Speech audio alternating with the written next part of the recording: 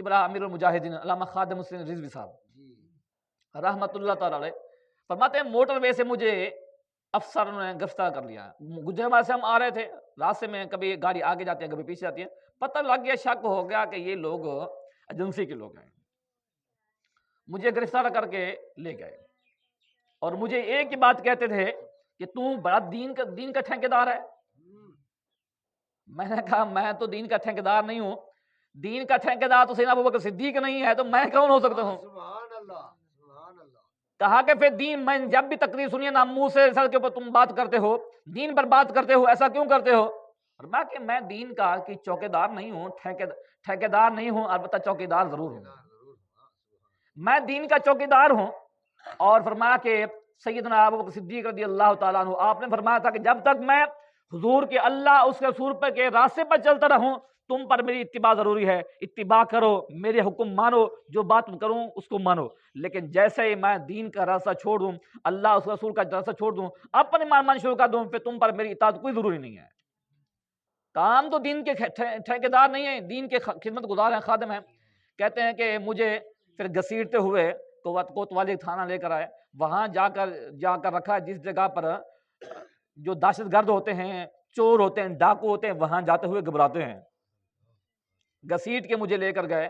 میں نے کہا پتر افسر ہے، کہ افسر ہوں، تنخواہ لیتا ہے؟ انہوں نے کہا لیتا ہوں. حلال کر رہا ہے؟ انہوں نے کہا حلال کر رہا ہوں. فرمایا کہ کوئی بات نہیں ہے، تم جس کی کھاتے ہو اسی کے گیت گاتے ہو، ہم بھی جس کے کھاتے ہیں ہم بھی اسی کے گیت گاتے رہیں گے قیامت تک.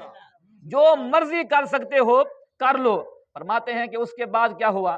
اس کے بعد کچھ عرصہ گزر گیا، بڑا عرصہ گزر گیا، اور اس بندہ کا یہ جو بندہ جس نے یہ زیادتی کی تھی اس کو فالج ہو گیا، اور یہ اس نے کوشش کی مجھے ملنے کی. فرمایا کہ نہیں، میں اب نہ ملتا ہوں بلکہ معافی مانگنا چاہتا ہوں. فرمایا کہ رب سے مانگو، میں نے تمہیں بد دعا نہیں دی ہے، یہ نہ کہنا کہ میں نے تمہیں بد دعا دی ہے.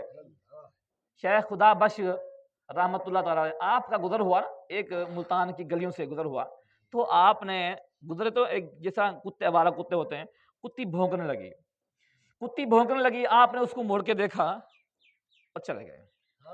جب آپ نے کام سے گئے واپس جب لوٹے نا تو دیکھا کتی مری ہوئی ہے. تو کہا، لوگوں نے کہا کہ آپ نے بد دعا دی ہے، یہ مر گئی ہے.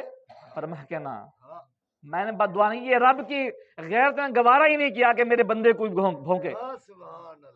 تو کتا اگر بھونکے رب اس کو معاف نہیں کرتا، کہ بندہ بھونکے اللہ کے بندے کو، اللہ اس کو معاف کرے گا. کہا کہ یہ رب کی غیرت نے گوارا ہی نہیں کیا، اس وجہ سے یہ مر گئے، وگرنہ میرا اسے کوئی عمل دخل نہیں ہے. اور فرماتے ہیں کہ شعب المعالی، میں خطیب بھی تھا، امام بھی تھا، تو وہاں پر ایک بندہ مجھے دھمکی دے کر گیا کہ میں تجھے مار دوں گا، قتل کر دوں گا. ہفتہ 10 دن 15 دن گزرے، ان کا بیٹا سرے بازار میں مارا گیا، قتل ہو گیا، مارا گیا. کہتے ہیں میں نے کچھ نہیں کہا، میں نے شیخ صاحب سے کہا، شیخ عبد المعالی وہ ہستی ہیں، اور جہاں پر شیخ عبد الحق محدث دہلوی یہاں آ کر اپنی داڑھی سے صفائی کیا کرتے تھے، یہ وہ ہستی ہیں. اور فرماتے ہیں کہ غوث پاک رضی اللہ تعالیٰ عنہ کے سب سے زیادہ قریب جس ہستی کا نام ہے نا، جو ہستی ہے نا، وہ شیخ عبد المعالی ہیں. جہاں بڑے بڑے لوگ ہیں، وہاں کے امام تھے، خطیب تھے. فرماتے میں تو ان سے گزارش کی تھی، اور انہوں نے کہا ٹھیک ہے، دیکھتے ہیں بندہ کس کا مرتا ہے.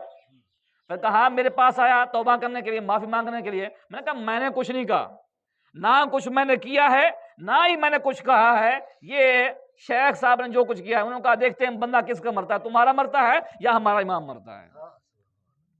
اور اسی طریقے سے جو مولانا عبدالستار خان نیازی رحمۃ اللہ تعالی علیہ، آپ فرماتے ہیں کہ میں لندن گیا دورے پر، اور جب میں ایئرپورٹ سے نیچے اترا نا تو باہر آیا تو وہاں ایک بندہ بھاگتا ہوا آیا اور میرے قدموں میں گر گیا.